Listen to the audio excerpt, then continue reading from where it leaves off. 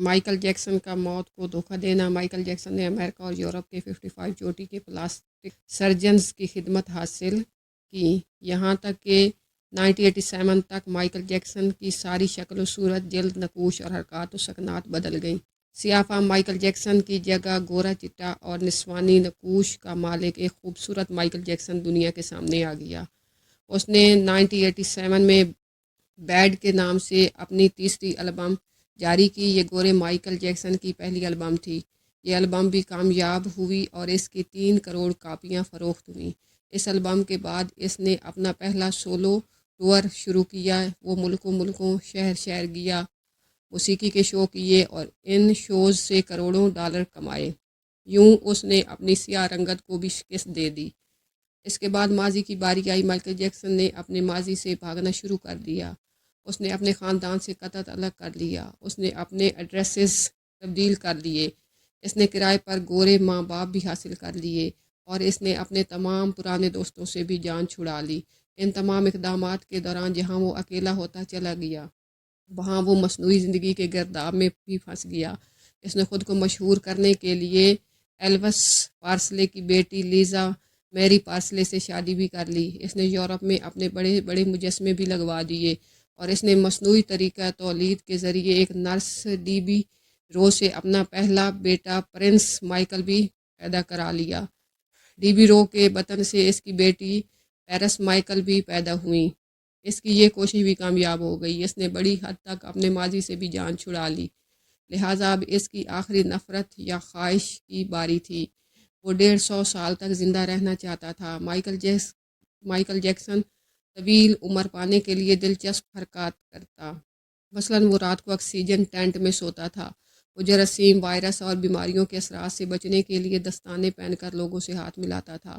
وہ لوگوں میں جانے سے پہلے منہ پر ماسک چڑھا لیتا تھا۔ وہ مصنوعی خوراک کھاتا تھا اور مخصوص خوراک کھاتا تھا۔ اس نے مستقل طور پر 12 ڈاکٹر ملازم رکھے ہوئے تھے۔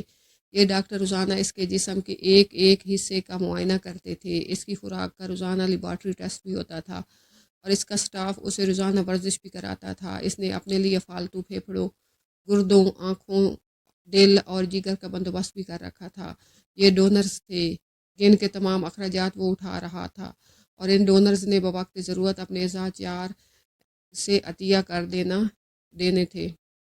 چنانچہ اسے یقین تھا کہ وہ 150 سال تک زندہ رہے گا، لیکن پھر 25 جون کی رات آئی۔ اسے سانس لینے میں دشواری پیش آئی۔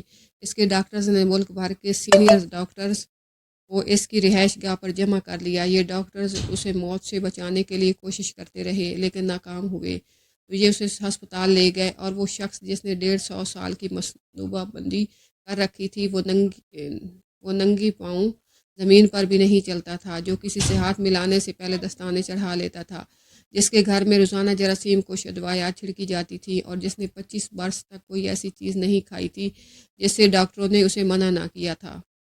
وہ شخص 50 سال کی عمر میں صرف 30 منٹ میں انتقال کر گیا۔ اس کی روح چٹکی کے دورانیے میں جسم سے پرواز کر گئی۔ مائیکل جیکسن کی انتقال کی خبر گوگل پر 10 منٹ میں 8 لاکھ لوگوں نے پڑھی۔ یہ گوگل کی تاریخ کا ریکارڈ تھا اور اس ہیوی ٹریفک کی وجہ سے گوگل کا سسٹم بیٹھ گیا اور کمپنی کو 25 منٹ تک اپنے صارفین سے معذرت کرنی پڑی۔ مائیکل جیکسن کا پوسٹ مارٹم ہوا تو پتہ چلا کہ احتیاط کی وجہ سے اس کا جسم ڈھانچہ بن چکا تھا۔ وہ سر سے گنجا تھا، اس کی پسلیاں ٹوٹی ہوئی تھیں، اس کے کولہے، کندھے، پسلیوں اور ٹانگوں پر سوئیوں کے لیے بے تحاشا نشان تھے۔